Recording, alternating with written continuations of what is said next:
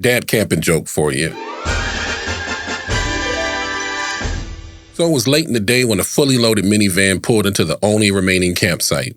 As soon as it stopped, the doors flew open and 4 children jumped out. They began to unload gear and worked energetically to set up the tent. Next, the 2 boys ran to gather firewood, while the 2 girls and their mother set up the camp kitchen area. The man camping in space next to him marveled to the father, "I've never seen such teamwork to get a campsite ready so quickly. I'm impressed." The father turned to the neighbor and nodded in a profoundly wise manner. "I have a system," he said. "No one goes to the bathroom before the camp is set up."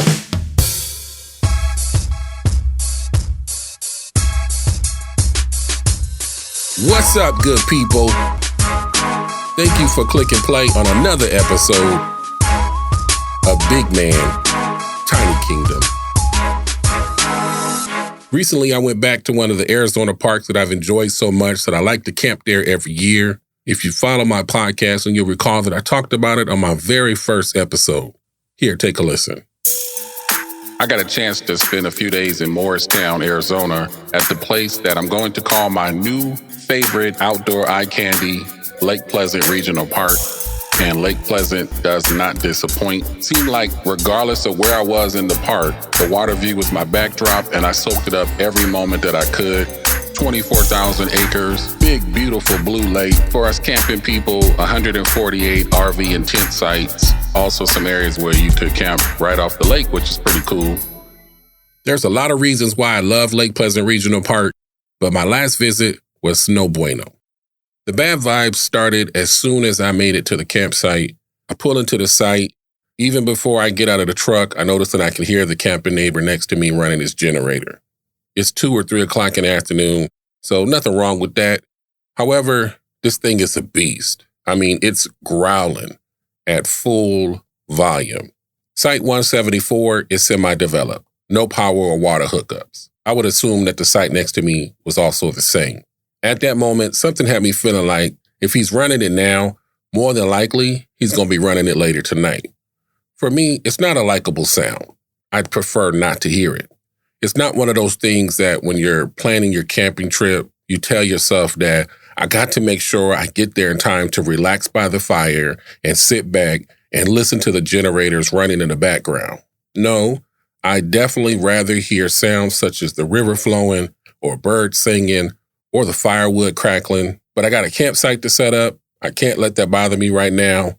And big picture, that's part of that person's pursuit of happiness.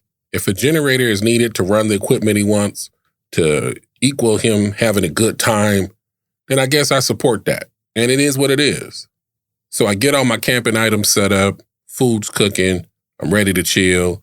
I had Phoenix radio station Mega 104.3 playing on the boombox. Which it didn't matter because the generator tyrant not only had his lawnmower engine blasting, he also had his oldies bumping loud enough for everyone close by to hear. Which he had good taste in music, his playlist was jamming. Since it's kind of similar to the old school I was listening to and I couldn't hear my radio anyway, I decided to turn mine off and just enjoy his. I'm cool with the atmosphere for the time being. I'm laid back in my lounge chair, my belly's full. I can tell that the sun is starting to descend. I'm in awe with the visuals. I'm thankful that Yah Most High has blessed me with this moment to enjoy his creations.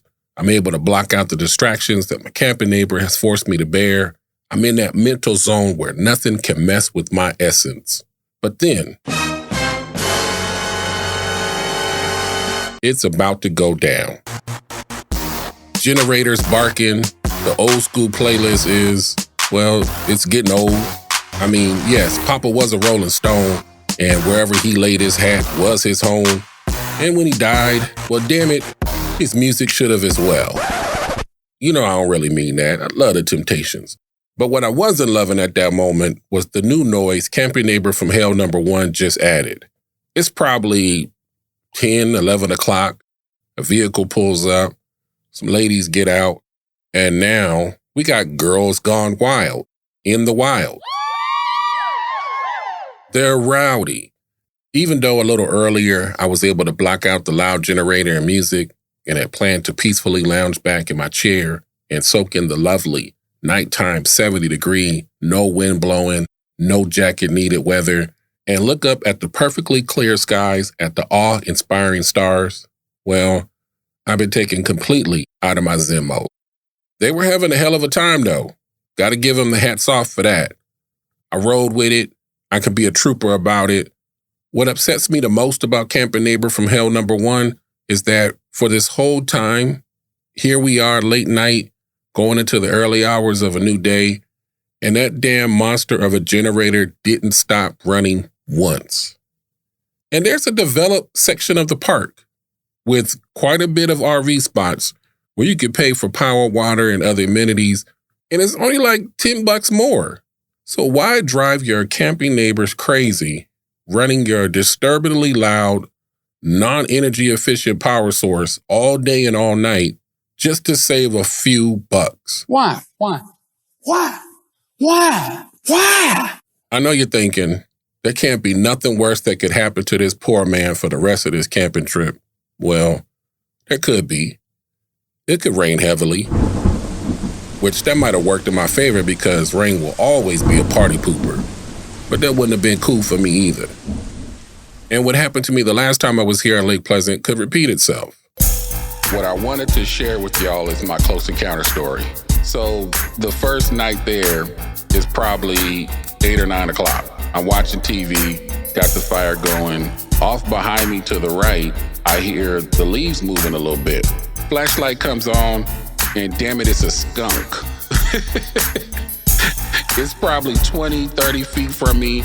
After a few seconds or so, I see a little movement of his tail, and I try to haul ass as quickly as I can. I ended up falling out the chair, but I'm watching the skunk the whole time. It didn't spray me. It ran off in the other direction. I done fell and dropped everything, the bear spray, the flashlight, the gun. So if it was something that was going to attack me, I would have been took the hell out. Not a fighting chance. Being on the ground like that was not a pretty picture of my manhood. That definitely wasn't fun. But turns out, I'd rather take my chances with it raining or the skunk than deal with what takes place around midnight. Enter Camping Neighbor from Hell #2.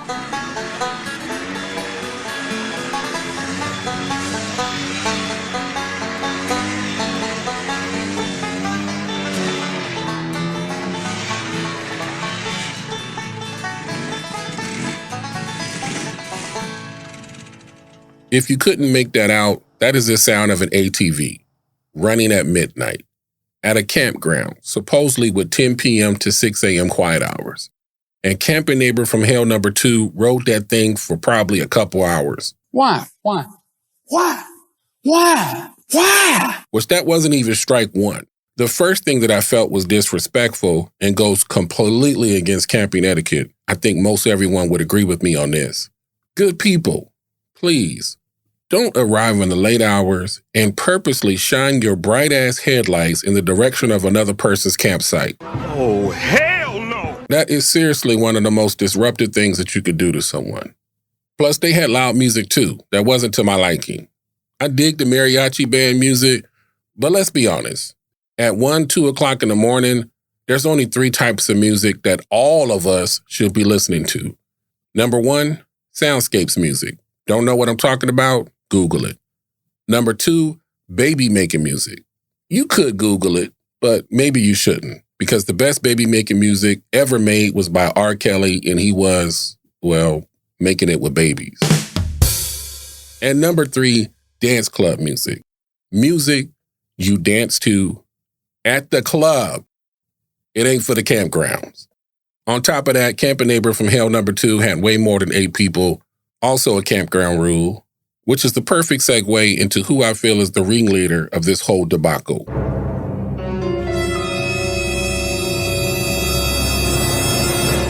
I blame Lake Pleasant Regional Park, whoever's managing it. I saw not one ranger drive through the campgrounds. Had there been there at some point, then all these infractions I mentioned probably wouldn't have happened. If not a park ranger, then there should at least be a civilian hired as a campground host. Not just for identifying the guests breaking the noise rules, also because it was obvious no one was there upkeeping the facilities. Like I said, I've been to Lake Pleasant before in the exact same camping spot And I remember from the previous visit, I wasn't impressed with the bathrooms then, but I definitely would say this time around, it was horrible. What is that smell? It smelled like a month of unattended to number ones and twos. It was dingy and dirty looking. Even with shoes on, I felt like I needed to use caution of where I stepped. Lake Pleasant, you could do much better. With the bathrooms, with patrolling the campgrounds, and keeping the unruly guests in line. I even looked on their website to see if there was a number you could call after hours to report something going on. And I feel like in one night, I had to endure an excessive amount of BS. And I didn't want to handle it like a Karen. I guess in my case, like a Darren. I didn't lash out at those guests. Those things rubbed me the wrong way. I took note of them, and I'm complaining about them now because this is my platform to do so. But again, I don't blame the guests. They just wanted to have fun. That's what they paid to enter the park for. Now, on the flip side of that, we all know there's never enough staff in places we go, which is why some feel it's best to report it so that the company, in this case, the Maricopa Park District, can be aware of the issue and take care of it. Kind of a don't know, can't help thing. Still, others feel that they have a right to speak up directly to the offending party, police the situation themselves, take matters into their own hands. And here's where I would advise you all to take caution with that. Every action is going to have a reaction. Even if you think your action comes in its purest form, to the next person, it could be perceived as aggressive or unnecessary. Because I've said it a few times already, we're talking about another person's happiness.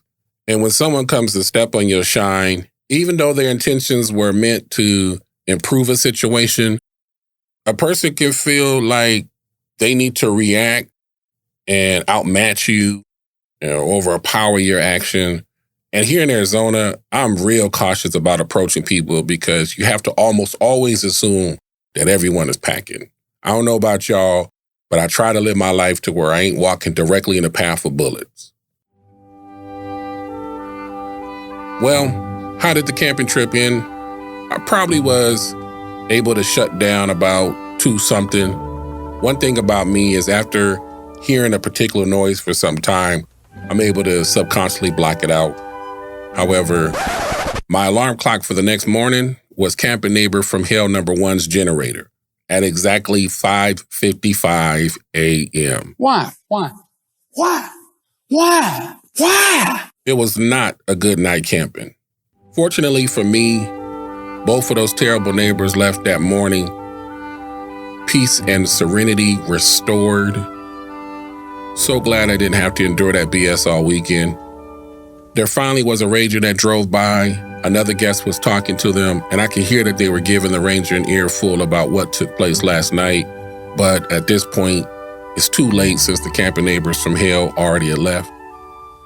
It was an unpleasant trip to Lake Pleasant Regional Park. But despite my disappointment this time, I'm sure I'll be back. I'll probably never see those terrible people again.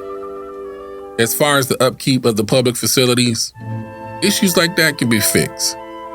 What will always remain is the beautiful piece of nature I get to experience while there.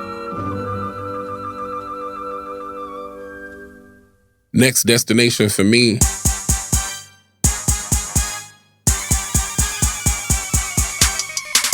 I'm heading down towards the southeast part of Arizona to Patagonia Lake State Park and Karchner's Caverns. Looking forward to that. Let me say this before I go. You only live once, but if you do it right, once is enough. This is Big Man, Tiny Kingdom.